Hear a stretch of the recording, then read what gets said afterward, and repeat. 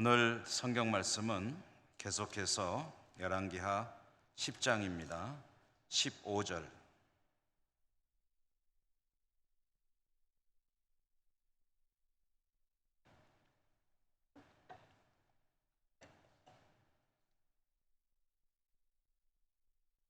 열왕기하 10장 15절에서 29절까지 읽겠습니다.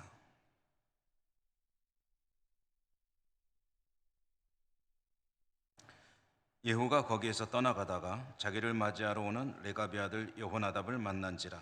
그의 안부를 묻고 그에게 이르되 내 마음이 네 마음을 향하여 진실함과 같이 네 마음도 진실하냐 하니, 여호나답이 대답하되 그러하니이다.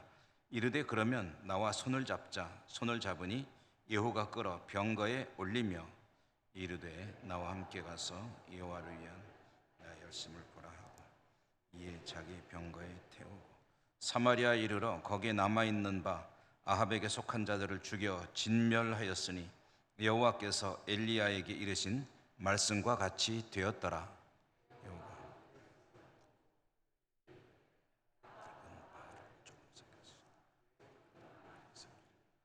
그러므로 내가 이제 큰 제사를 바알에게 드리고자 하노니 바알의 모든 선지자와 모든 섬기는 자와 모든 제사장들을 한 사람도 빠뜨리지 말고 불러 내게로 나오게 하라.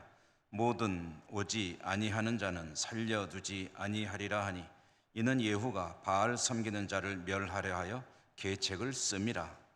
예후가 바알을 위하는 대회를 거룩히 열라 하며 드디어 공포되었더라.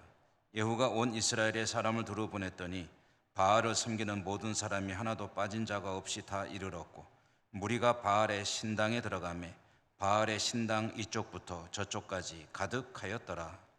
예후가 예복 맡은 자에게 이르되 예복을 내다가 바알을 섬기는 모든 자에게 주라 하며 그들에게로 예복을 가져온지라.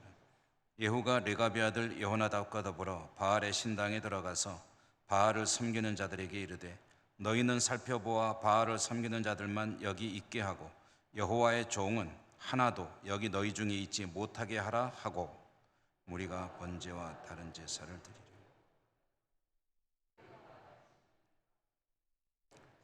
너희 손에 넘겨주는 사람 한 사람이라도 자기의 생명 그 사람의 생명을 대신 번제 드리기를 다음에 예후가 호위병과 지휘관들에게 이르되 들어가서 한 사람도 나가지 못하게 하고 죽이라 하매 호위병과 지휘관들이 칼로 그들을 죽여 밖에 던지고 바알의 신당 있는 성으로 가서 바알의 신당에서 목상들을 가져다가 불 사르고 바알의 목상을 헐며 바알의 신당을 헐어서 변소를 만들었더니 오늘까지 이르니라. 예후가 이와 같이 이스라엘 중에서 바알을 멸하였으나 이스라엘에게 범죄하게 한 느밧의 아들 여로보암의 죄, 곧 베델과 단에 있는 금송아지를 섬기는 죄에서는 떠나지 아니하였더라. 아멘. 말씀의 은혜가 여러분과 함께 하시기를 기원합니다. 오늘 열왕기하 읽기 시작해서 이제 오늘 15번째로 10장의 말씀 읽었는데요. 오늘 전해드리는 말씀은 열왕기하 10장 성경 읽기는 15절부터 29절 중간 부분만 읽었는데, 전해드리는 말씀은 1절부터 끝절까지 전체 내용을 함께 다루면서 말씀을 전해드리겠습니다. 조금 이전 이야기로 거슬러 올라가면 선지자 엘리야의 사역 말기에 호렙산에 갔을 때 하나님은 엘리야에게 3가지 사명을 주셨다 하는 것을 몇 차례 말씀드렸습니다. 3가지 사명의 내용은 첫째로는 아람 나라의 하사엘이라고 하는 사람이 있는데 그 사람에게 기름을 부어 아람의 왕이 되게 하라 하는 것이 첫 번째 사명이었고요. 두 번째는 북왕국에 가서 이스라엘의 그 장군 예후라고 하는 사람, 그 사람에게 또한 기름을 부어서 북왕국의 왕이 되게 하라라는 것이 두 번째 사명이었습니다. 또 세 번째는 엘리야에게 너의 후계자로 엘리사에게 기름을 부어라 라고 이제 말씀하신 이 3가지였는데, 이 세 가지 중에 엘리야가 수행할 수 있었던 것은 세 번째, 엘리사를 후계자로 세우는 하나님의 명령은 엘리야가 하늘로 올라가기 전에 완수를 했습니다. 그리고 나머지 두 가지, 하사엘, 아람 사람 하사엘에게 기름 부어 아람의 왕으로 삼는 일, 그리고 북왕국 이스라엘의 예후라고 하는 사람을 또 기름을 부어 이스라엘의 왕이 되게 하는 일, 이 두 가지는 엘리야가 하지 못하고 그 후계자인 엘리사 시대에 이루어진 그런 일이었습니다. 지난 수요일에는 우리가 이제 예후 이야기가 시작이 돼가지고 예후가 등장하는 이야기를 보았습니다. 예후는 기름 부음을 받았죠. 그리고 하나님께서 심판을 예고하신 대로 아합 집안을 멸하는 그런 하나님의 종으로 쓰임을 받습니다. 아합 집안을 멸하는 일을 행하게 되는데요, 그는 전쟁터에 나가 있다가 군대를 이끌고 회군하였습니다. 그래서 이스라엘 성이라고 하는 아합의 궁이 있는 그 이스라엘 성으로 군대를 이끌고 와서 그 당시 왕이었던 아합의 아들 요람 왕을 죽이고, 또 아합의 아내이자 요람 왕의 어머니인 이세벨도 죽입니다. 왕과 어찌 보면 왕보다 더 실력을 행사하는 것 같았던, 우리식으로 말하면 이제 왕의 어머니, 대왕 대비 마마죠. 그 이세벨을 죽였기 때문에 이제 예후의 쿠데타는 성공을 했다고 할 수가 있을 것입니다.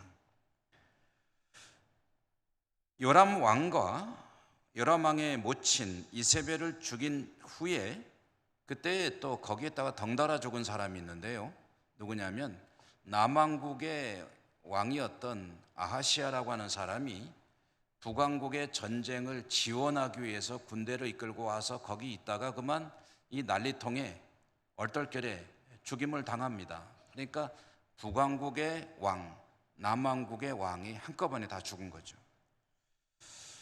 이렇게 해서 예후는 성공한 쿠데타, 북왕국의 이제 통치권을, 정권을 장악하게 되었습니다. 하나님의 말씀이 이루어지는 거죠. 이어지는 예후의 작업, 정권 공고화의 작업, 그것은 남아있는 예후를 지지하는 잔존 세력들을 소탕하는 일이었습니다. 오늘 우리가 건너뛰었는데 10장의 앞부분에 나오는 이야기가 그 이야기입니다. 먼저 예후는 아합의 아들들을 제거합니다. 그러니까 이스라엘 성에서 아합의 아들이자 왕인 요람을 죽이고 요람의 어머니 이세벨을 죽였지만 그 가족들은 이스라엘 성에 있는 게 아니라 수도인 사마리아 성에 있습니다. 예후는 그 사마리아 성에 있는 아합의 아들 70명, 이 70명의 왕자들을 이제 제거하는 작업에 나섭니다. 어떻게 계획을 세웠느냐 하면, 이 사마리아 성에 있는 그 관료들에게, 신하들에게, 아합의 신하들이죠, 신하들에게 편지를 썼습니다. 뭐라고 편지를 썼냐 하면 내용은 이런 것이었는데요, 너희가 그 성에 아합의 아들들도 있고 거기 군대도 있고 무기도 있고 전쟁할 준비가 다 되어 있으니 그 왕자들 중에 똑똑한 왕자 하나를 지도자로 세워라. 그래서 군대를 잘 편성을 해가지고 나와라, 한판 붙어보자 라는 일종의 이제 도전장 비슷한 것을 보냈습니다. 한번 해보자는 거죠. 그러니까 너희들 거기 있는 거 자원을 다 긁어 모아가지고 끌고 나와라, 그리고 나하고 한번 붙어보자 라고 이제 편지를 보냈는데, 이 신하들 입장에서는 이미 대세는 기울었는데 굳이 이미 쓰러져가는 아합 왕가에다가 충성할 필요가 없습니다. 그래서 예후에게 뭐라고 회신을 했냐면, 당신이 우리 왕입니다. 당신이 이미 성공했는데 싸울 필요가 뭐가 있겠습니까? 우리는 당신을 왕으로 인정합니다. 자, 그러니 우리가 무엇을 하면 되겠습니까? 하고 이제 편지를 보낸 거죠. 그랬더니 예후가 그러면 이렇게 해라 하고 보내는 편지가 있는데, 요구사항이 뭐냐면, 만약 너희들이 나를 왕으로 인정하고 나의 신하가 되기를 원한다면 그 증거로 거기 있는 아합의 아들 70명을 다 죽여라. 조금 좀 잔인한 이야기인데요, 그 70명의 머리를 다 잘라가지고 나한테 보내라. 하루 시간 주겠다. 그러니 다 들고 와라 라고 이제 다시 회신을 했습니다. 사마리아에 있는 이 아합과 요람, 이세벨의 신하들은 이미 뭐 다 이제 결정이 된 거나 마찬가지니까 그 말을 안 따를 수가 없죠. 그래서 거기 있던 아합의 아들들을 다 죽입니다. 그래도 머리를 잘라서 70명의 죽은 왕자들의 머리를 싸들고 이 예후가 있는 이스라엘 성으로 가서 그걸 바칩니다. 예후는 그렇게 잘려온 아합의 아들들의 머리를 이스라엘 성문 밖에다가 쫙 쌓아놓았습니다. 쌓아놓고 백성들을 향해서 뭐라고 선언을 했냐면, 여기 있는 이 사람들, 이 아합의 아들들은 누가 죽였느냐 하면은 여호와께서 죽이신 것이다. 하나님이 죽이셨다. 하나님께서 과거에 엘리야를 통해서 말씀하시기를 아합 집안을 멸하리라 라고 말씀하셨는데, 그 말씀이 오늘 이루어진 것이다 라고 선언을 했습니다. 끔찍한 광경이었죠. 70명의 왕자들의 머리가 있는 거기에서 이것은 내가 한 짓이 아니라는 거예요. 내가 이렇게 잔혹한 짓을 한 것이 아니고 이것은 하나님의 말씀이 이루어진 것이다 라고 선언을 했고요. 이렇게 선언하는 그 이유가 있죠. 이것은 자신의 쿠데타의 정당성, 최근에 그 이야기를 좀 자주 드리네요. 다윗의 이야기도 했고, 이 정권에, 그러니까 뭔가 좀 이 군사적인 어떤 정상적으로 왕위를 계승한 게 아니라 힘으로 정부를 정복해서 왕이 된 사람들에게 가장 중요한 것이 바로 정당성을 확보하는 것이다 라는 말씀 드렸잖아요. 아합의 가문에 이렇게 처참하게 멸망하게 된 것은 내가 왕이 되고 싶은 욕심 때문에 이 사람들을 다 처치한 것이 아니라, 이것은 전에 엘리야 선지자를 통해서 하나님이 말씀하셨던, 예고하셨던 그 일이 그대로 오늘에 이루어진 것이다 라고 주장을 했고요. 그것은 틀린 말은 아니었죠. 엘리야를 통해서 하나님은 틀림없이 그렇게 선언하셨고, 그리고 오늘 그 일이 이루어진 것이기 때문에 좀 잔혹하긴 했지만 그 말씀이 그대로 이루어졌습니다. 심지어는 이세벨이라고 하는 그 왕의 모친은 장사도 못 지낼 것이고 그 시신을 개가 뜯어먹을 것이다 라고 했던 그 말씀도 그대로 이루어졌으니까요. 이렇게 왕의 아들들을 죽인 예후는 여기에서 그치지 않고 아직도 남아있을 아합 지지 세력, 친 아합 세력들을 색출해서 숙청하기 위해서 이제 이스라엘 성을 떠나서 사마리아 성으로 가게 됩니다. 아합의 가족과 친지들이 남아 있을 것이고 그들도 다 이제 멸해야 되는 겁니다. 우리식으로 말하면 삼족을 멸하는 거죠.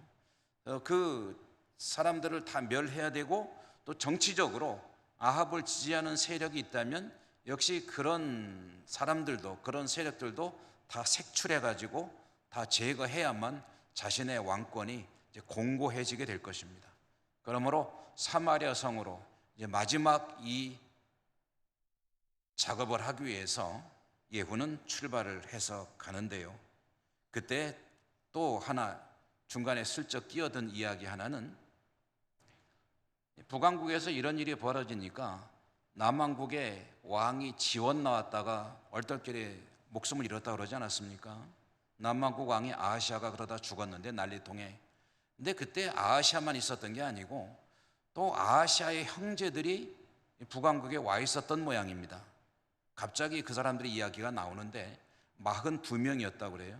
42명의 아하시아의 형제들도 이 예후에게 걸려가지고 한꺼번에 다 죽임을 당하는 그런 일도 있게 됩니다. 자, 그리고 오늘 우리가 읽은 말씀, 이제 제가 드리는 이야기는, 오늘 읽은 말씀의 이야기는 여기서부터 이제 우리가 읽은 건데요. 예후가 남아있는 아합 집안 세력을 멸하기 위해서 사마리아 성으로 갈 때에 그때 중간에 만나는 한 사람 이야기가 나옵니다. 그 사람이 누구냐 하고 보니까 레갑이라고 하는 사람의 후손인 여호나답이라고 하는 인물이 등장을 하게 되는데, 예후가 이 사람을 만나가지고 이 사람에 대해서 너 나랑 같이 가지 않을래? 라고 제안을 합니다. 도대체 이 사람은 어떤 사람이었을까? 레갑의 아들 여호나답이라고 하는 사람에 대해서는 다른 곳에서는 별로 이야기가 많이 나오질 않습니다. 별로 나오지 않는데, 이 사람이 어떤 인물인가 하는 것은 나중에 예레미야 선지서에 이 사람의 이름이 나옵니다. 레갑 그리고 그 후손들은 어떤 사람들이냐 하면은요, 신앙의 지조, 하나님을 향한 신앙의 지조를 정말 철저하게 지켰던 사람들로 소개가 되고 있습니다. 레갑이라고 하는 그 레갑족 속에 선족격되는 사람은 자기 후손들에게 몇 가지 명령을 내렸는데요. 그게 뭐냐면은 하나님을 믿고 섬기는 신앙생활을 위해 방해되는 것은 그 어느 것도 하지 마라 라고 명령을 내렸어요, 후손들에게. 그 중에 하나가 뭐냐면은 요즘 우리식으로 말하면 부자 되려고 애쓰지 마라, 유목민으로 살아라, 땅 사지 말고 집 짓지 말고 유목민 떠돌이로 살아라, 그리고 절대 포도주를 입에 대지 마라, 이런, 그리고 이제 하나님만 집중하며 살라는 그런 명령을 내린 것이죠. 그런데 기가 막힌 것은 그 레갑이라고 하는 조상의 명령을 그 후손들이 철저하게 지켰던 것입니다.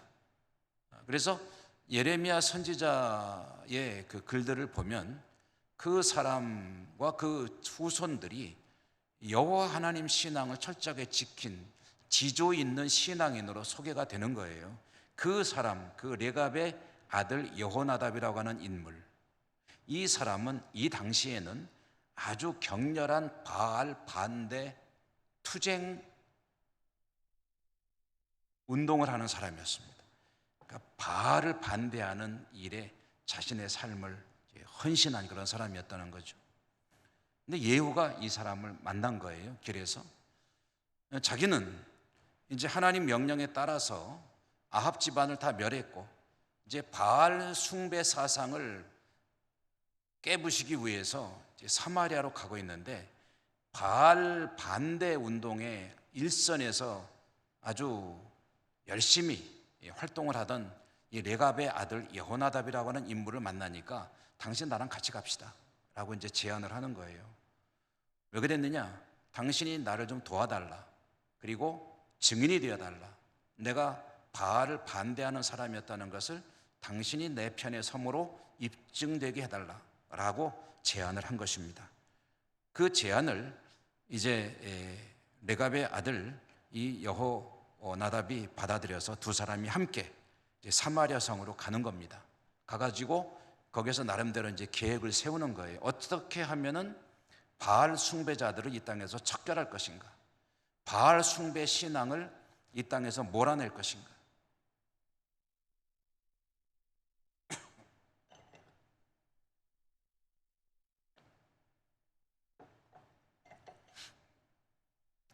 두 사람이 작전을 세운 것 같습니다.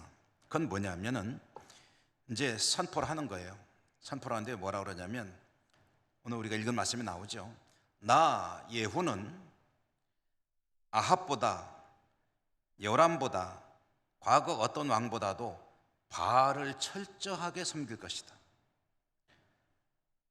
이제 그 첫 발걸음을 띄면서 나는 대대적인 바알에게 드리는 제사를 지내겠다.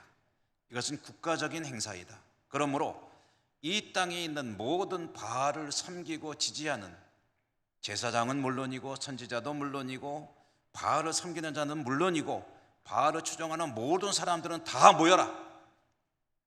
만약에 나중에 바알을 지지하지만 그러나 이때 안 나온 것이 알려지면 죽여버리겠다. 그러니까 다 모여라. 바알에게 제사를 지낼 것이다 라고 이제 공고를 냈습니다. 공고를 냈더니 전국에서 바알을 섬기는 사람들이 구름같이 몰려들었습니다. 바알의 신당에 빽빽하게 사람들이 찼다고 그러죠.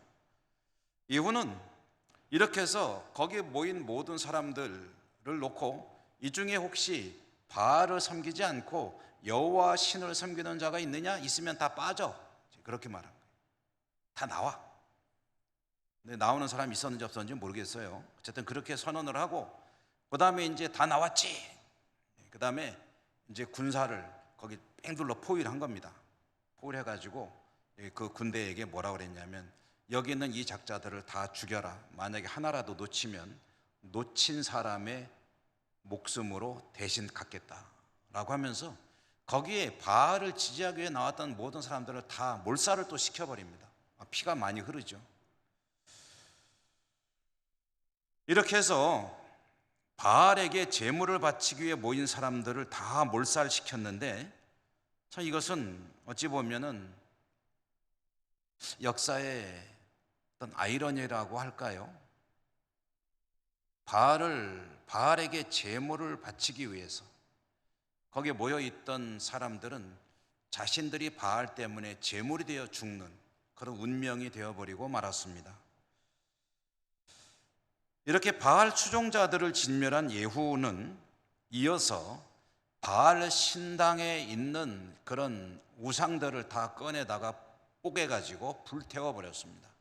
목상들이 주로 많이 있었는데 사실 뭐 바알 신당에는 바알 신상만 있는 것은 아니고 아세라 목상 이런 것들도 있었을 것입니다. 주로 나무를 깎아서 만드는 그런 신상들을 다 꺼내가지고 다 불태워버리고 그리고 오늘 성경에 보면은 바알의 신전은 뭐로 만들었냐면은 변소를 만들었다.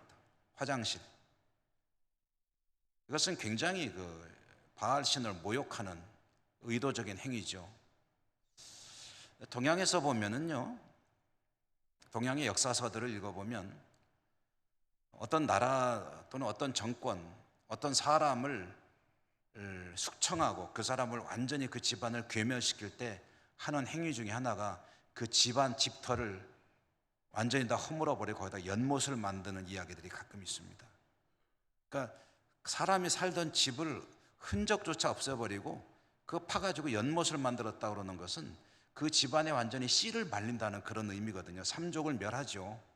그리고 그 집도 아예 흔적도 없애버리는 그런 행위인데 오늘 성경에서 보면은 예후는 바알 신당을 뭘 만들었냐면은 이제 변소를 만들었다. 그런 이것은 바알 신을 흔적을 없애는 정도가 아니라 아주 그 모욕하는 그런 행동을 한 것이죠.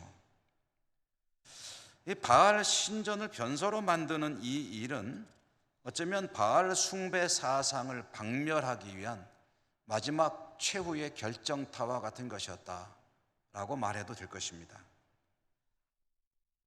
여러분 생각해 보십시오. 어떤 종교 시설을 공중변소로 만들었다고 그러면은 그 종교를 가지고 있던 사람들 입장에서 보면 얼마나 참 기가 막힌 일이겠습니까? 이렇게 해서 예후에 북왕국 이스라엘 장악하기 위한 작업은 완료가 되었습니다. 아합의 혈통들을 완전히 섬멸했고요. 그리고 바알을 섬기는 북왕국의 그 종교, 신앙도 완전히 짓밟았습니다. 신당을 변소를 만들었다. 이게 그 상징적인 이야기죠. 그 이 일을 이제 아합과 이세벨에 의해서 본격화 시작된 이 북왕국 이스라엘의 바알 우상을 섬기는 나라 되는 이 작업을 시작한 것은 아합과 이세벨이었죠. 근데 이와 같이 북왕국이 우상의 나라가 되었을 때 이것을 무너뜨리기 위해서 하나님이 쓰신 사람은 엘리야였습니다. 그래서 엘리야를 들어 쓰셔서 갈멜산에서 바알의 선지자들과 엘리야가 대결을 벌였고, 그 대결에서 무엇을 입증했냐면 참 신은 여호와 하나님이다, 그리고 바알은 아무것도 아니다 라는 것을 갈멜산 정상에서 완전히 선언을 하는 그런 퍼포먼스가 있었죠. 그런데 이렇게 엘리야에 의해서 시작된 바알 붕괴 작업, 하나님의 역사는 엘리야에 의해서 완성되지 않았고 엘리사에 의해서도 완성되지 않았습니다. 성경에 보면 이것은 바알 박멸 작업은 엘리야 선지자, 엘리사 선지자, 기타 어떤 사람도 아닌 그런 조금은 단순 무식한 군인이었던 예후라고 하는 사람에 의해서 완료가 되었습니다.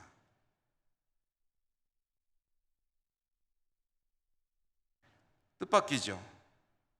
하나님의 위대한 종 엘리야가 완성한 것 아니고 또 그 뒤를 이은 엘리사가 완료한 것도 아니고, 사실 하나님께 그렇게 큰 의미 있는 사람으로 쓰임 받던 것이 아닌 예후라고 하는 사람이 갑자기 등장하더니 이 바알 박멸 작업을 아주 신속하고도 강력하게 추진해서 시간도 얼마 안 걸리고 그냥 단숨에 끝내버렸다. 그 상징적인 작업이 뭐라고요? 바알 신당을 변소로 만들어버렸다.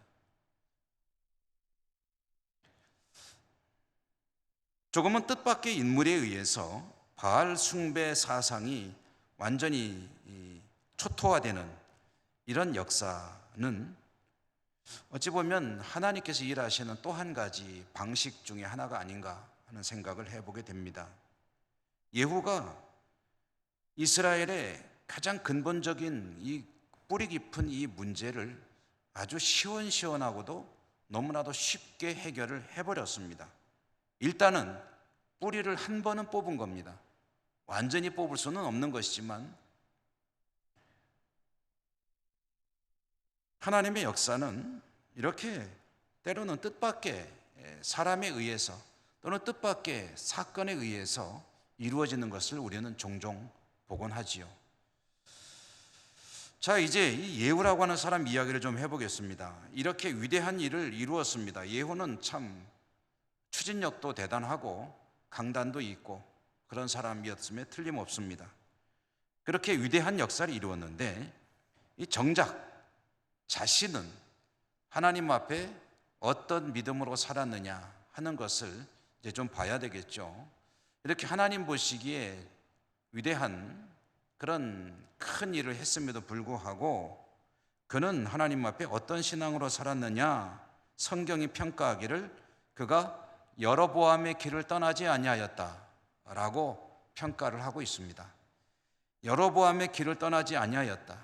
여러분, 제가 열왕기를 읽을 때 처음에 서두에 그리고 여러 차례 반복해서 말씀드렸지만 성경이 평가하는 왕들의 이야기는 둘 중에 하나라고 말씀드렸죠. 하나는 다윗의 길로 행하였다, 하나는 여로보암의 길로 행하였다.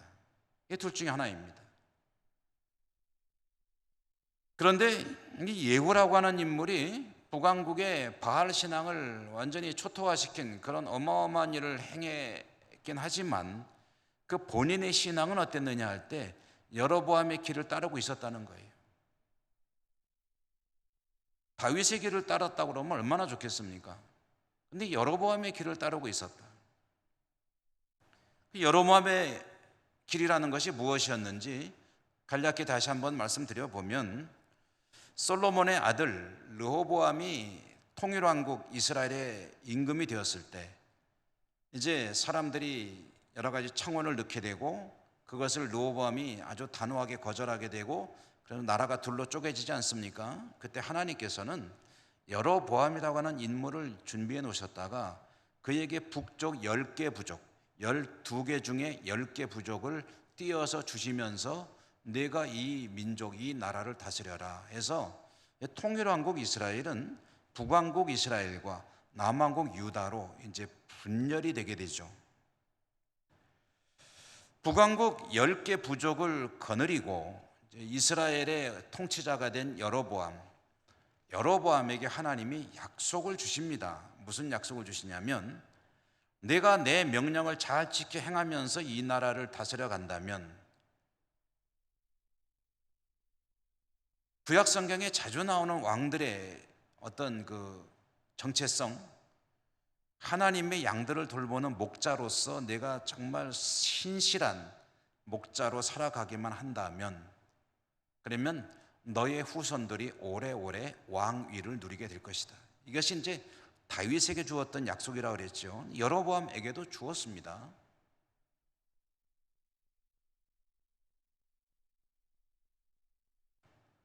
똑같은 약속을 받았습니다. 근데 여러분, 제가 문득 생각나는 이야기 하나가 있어서 말씀을 좀 드리죠. 프랑스의 그 파스칼이라고 하는 사람 있잖아요. 저는 그 파스칼의 책 읽는 것을 참 즐거워하는데, 그 파스칼의 그 책에 보면 그런 이야기가 나옵니다. 탁구 선수가 둘이 있는데, 탁구 선수 둘이, 탁구 치는 사람 둘이서 탁구를 치는데 두 사람의 치는 공은 똑같은 공이라는 거예요. 탁구공은 마찬가지 같은 공을 가지고 탁구를 치는데, 그런데 두 사람 사이에 실력 차이가 크다면 그건 게임이 잘 안 되죠. 저도 뭐 탁구를 잘 치지도 못하고 아주 형편없는 것도 아닌 조금 못 치는 정도인데요. 근데 잘 치는 사람들하고 하면은 21점 내기 한 세트를 치면은 한 10점은 잡아주고 쳐도 그래도 못 이겨요. 한 15점 잡아주면은 잘하면 이기고 아니면 주로 치고. 근데 어떻게 그렇게 공을 잘 다루는지. 그러니까 이 공을 어떻게 다루느냐에 따라서 두 사람의 어마어마한 실력 차이가 있는, 파스칼이 그걸 보고 아마 생각을 했던 것 같아요. 뭐라고 그랬냐면, 같은 탁구공을 가지고 두 사람이 치지만 그 공을 어떻게 다루느냐에 따라서 두 사람의 탁구판에서의 상황은 완전히 달라진다는 거예요. 여러분, 하나님의 언약이 다윗에게도 주어졌고 여로보암에게도 주어졌고 저에게도 주어졌고 여러분에게도 주어졌습니다. 하나님의 약속은 누구한테는 주고 누구한테는 안 주고 그런 게 아니에요. 모든 사람에게 똑같이 주어지는 공평한 것입니다. 그런데 어쨌든 다윗은 그 약속에 대해서 상당히 신실하게 다가간 사람이었고, 여로보암은 그 약속을 아주 우습게 취급해버린 사람이었다는 거죠. 탁구로 치면 다윗하고 여로보암하고 하나님의 약속이라는 공을 가지고 탁구를 친다면 상대가 안 되는 거예요. 21점 내기 시합할 때 20점 주고 해도 못 당하는 거예요. 다윗의 길로 가면은 참 좋았을 텐데 여로보암의 길로 갔다는 것이 무슨 얘기냐? 하나님께서 주신 약속을 경홀히 여기고 자기 생각대로 이제 나라를 다스리게 되는데, 여로보암이 나라를 맡고 나서 가지게 된 근심거리가 하나 있어요. 그건 두려움입니다. 뭐냐면, 이스라엘 남자들은 모두 1년에 3차례 성전에 가서 하나님께 제사를 드려야 되는데, 그 제사를 드리러 만약에 북쪽 백성들이 갔다가 성전이 남쪽에 있으니까 거기에 어쨌든 하나님의 임재가 계시다고 믿기 때문에, 언약궤가 있기 때문에 거기에 있어야 된다고 생각을 하고 북쪽으로 안 돌아온다면, 나는 왕이지만 백성 다 잃어버리면 왕이 무슨 의미가 있겠느냐 라는 생각을 하게 된 것 같아요. 그게 처음에는 근심거리였다가 두려움이 되었다가, 여러분, 사람이 근심과 두려움과 의심에 쌓이게 되면 그 다음부터는 우리가 소위 말하는 소설 쓴다고 그러잖아요. 자기 나름대로 앞일을 딱 생각을 해요. 이렇게 될 거야, 그 다음에 이렇게 되겠지, 이렇게 되면 나는 어떻게 되겠지 하고서 나름대로 시나리오를 쫙 써보니까 이건 안 되겠다 싶어가지고 예루살렘 성전으로 제사를 드리러 가는 북왕국 이스라엘 사람들로 하여금 가지 말라, 가지 못하게 막은 거예요. 그 대신 무조건 막으면 안 되잖아요. 그러니까 베델이라고 하는 곳과 단이라고 하는 곳에 송아지, 금송아지를 만들어 놓고 이것이 바로 우리들을 이집트에서 이끌어낸 여호와 신이다 라고 가르치면서 거기에다가 제사를 지내라라고 한 겁니다. 이것이 여로보암이 갔던 길이에요. 하나님께서 가장 싫어하는 일을 한 거죠. 여러분, 만약에 여로보암이 북왕국 이스라엘 백성들이 남왕국에 가서 성전 때문에 안 돌아올 게 걱정이 됐으면은 그러면 어떻게 하는 것이 정상적인 대책이 되겠습니까? 제사는 가서 하나님을 잘 섬겨라. 그렇지만 하나님은 성전에서 제사는 지내지만 어디에나 계신 분이 돌아오면 각자의 삶 현장에서 하나님 보시기에 말씀 잘 지키고 살면 된다. 그렇게 백성들을 바르게 잘 가르치고 자기는 백성들을 잘 다스려서 행복한 나라를 만들면은 거기 가서 살라고 해도 안 살죠. 기업이 여기 있고 삶의 터전이 다 여기 있는데 왜 거기 갑니까? 그런데 정말 해야 될 일은 안 하고 자기 나름대로 그냥 막는 거예요. 이게 막는다고 막아집니까, 그게?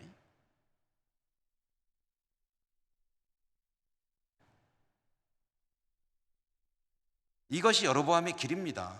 그러니까 간단히 말하면 하나님 말씀을 우습게 여기고 자기 나름대로의 어떤 그 신앙의 길을 작정해 놓고 그 길로 가는데 그게 우상을 섬기는 길이라는 것을 뭐 몰라서 그러진 않겠죠. 그래, 한 나라의 지도자쯤 되면 똑똑한 사람 아니겠습니까? 이것이 여로보암의 길이고 어찌됐든 하나님 앞에 신실하게 살아가라고 최선을 다하는 것이 다윗의 길이고, 자, 이제 예후 얘기로 돌아오죠. 예후는 바알 숭배 사상에 오염된 북왕국 이스라엘을 정화하는 데는 성공했습니다. 바알 숭배 사상을 박멸했어요. 신당을 변소로 만들어 버렸어요. 그것은 하나님 앞에 크게 칭찬받을 그런 업적이었습니다. 그런데 정작 그의 신앙은 어땠느냐? 성경이 평가하기를 그는 여로보암의 길을 떠나지 아니하였더라 라고 평을 하고 있는 겁니다.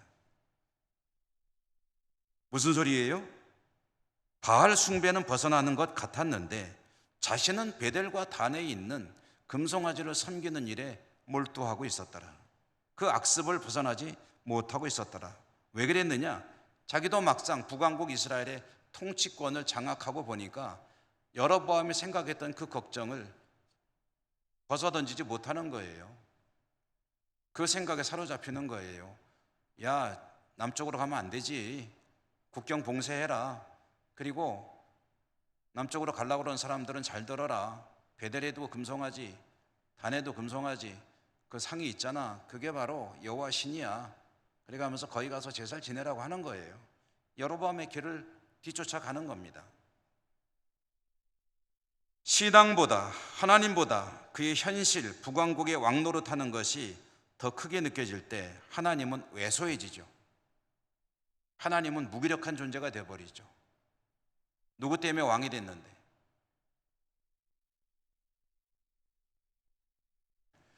여러분, 그러고 보면요, 하나님 앞에 하나님께서 맡기신 일을 잘 하는 것은 참 중요한 일입니다. 그런데 이 일을 잘하는 것보다 더 중요한 일은 하나님과의 관계를 잘 맺어가는 일입니다. 하나님이 뭐 이거 해라 저거 해야 된다 하고 자신에게 어떤 그 일들이 주어졌을 때 그것을 성실하게 하는 것은 훌륭한 일이죠. 가치가 없다는 일은 절대 아닙니다.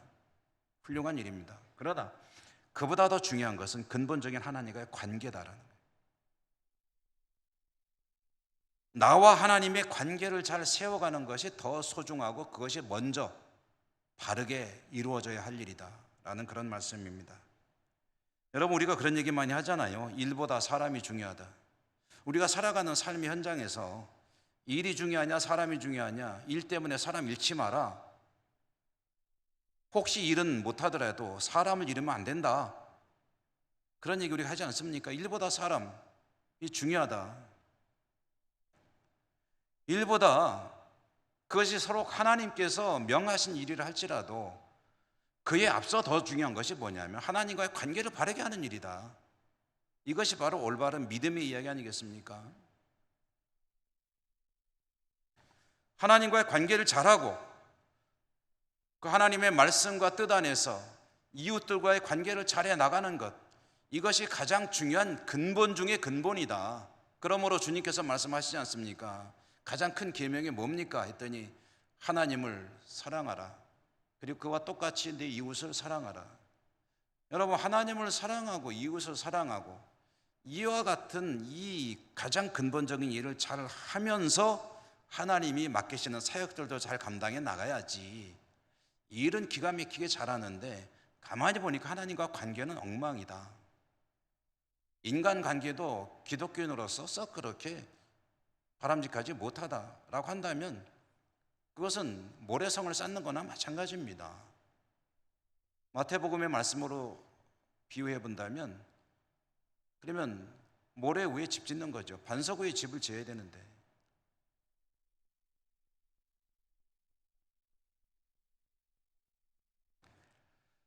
예후는 일은 잘했어요. 시원시원하게 얼마나 추진력 있게 잘하는지 몰라요. 그러나 정작 자신의 신앙을 세우는 일에 실패하고 맙니다.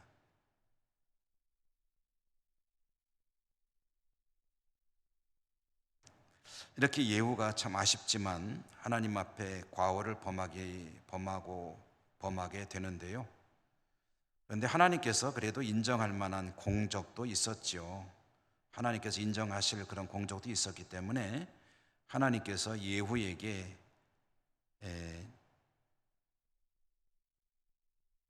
축복이라고 해야 되나요? 아니면은 뭐라고 해야 되나 모르겠습니다. 어쨌든 그 다윗에게 약속했던 내 후손들의 왕위가 영원하리라 하는 약속은 이제 취소되는 거죠.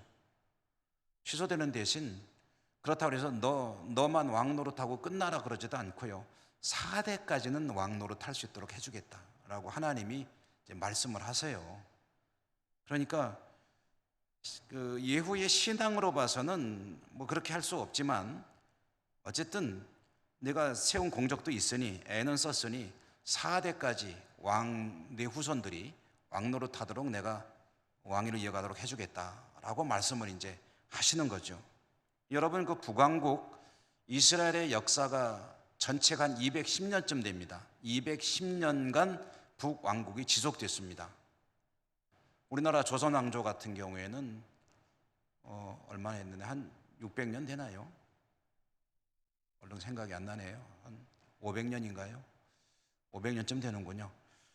그런데 이 북왕국 이스라엘의 역사는 210년 정도 됩니다. 210년. 그런데 예후와 그 후손들이 4대까지 왕위에 재위하게 되는데 그 기간이 약 한 100년 정도 왕노릇합니다. 이것은 어떤 의미를 가진 거냐면 북왕국 이스라엘의 전체 역사 200여 년 정도 중에 예후 왕가가 예후의 혈통이 한 100년 정도를 나라를 책임지고 있었다 하는 것은 북왕국 이스라엘의 왕권의 절반 정도를 담당하고 있었다라는 얘기가 되는 거고요. 하나님께서 그래도 나름대로 예후를 인정하고 복을 주셨다라는 그런 이야기가 되겠습니다. 이걸 보면 하나님의 계산은 참 어찌 보면 때로는 소름 끼칠 정도로 정확하시다 하는 생각을 하게 됩니다. 빈틈이 없으시죠. 하나님 보시기에 선한 일을 행했을 때 그에게 갚아주시는 은혜는 천대 만대까지 하나님께서 은혜를 주신다 하셨고요. 혹시 하나님 앞에 과오를 범했을 때 그 죄로 인하여 구원이 취소되는 그런 일은 없을지라도 그에 따른 합당한 대가를 치러야 할 때는 성경에서 얼마든지 사례를 찾아볼 수가 있습니다. 예후가 하나님 앞에 범죄했기 때문에 이제 하나님의 징계가 임하게 되는데 우리가 읽은 말씀 뒤에 나오는 이야기입니다. 어떤 징계가 임하게 되냐면 북쪽 이 이스라엘 왕국이 점점 그 국토가 이제 축소되는 거예요. 북쪽에 있는 아람 나라 하사엘이라고 하는 사람이 전쟁을 일으켜 쳐들어옵니다. 그래가지고 북왕국 이스라엘의 요단강 동쪽에 있는 땅을 싹둑 잘라가 버려요. 그쪽에 어떤 지역이냐면 길르앗 라못, 그다음에 지금의 골란 고원이라고 할 수 있는 그 바산의 바산 고원, 이런 지역이 굉장히 비옥한 땅이거든요. 아주 좋은 땅입니다. 그런데 그 땅을 다 싹둑 잘라가 버리는 거예요.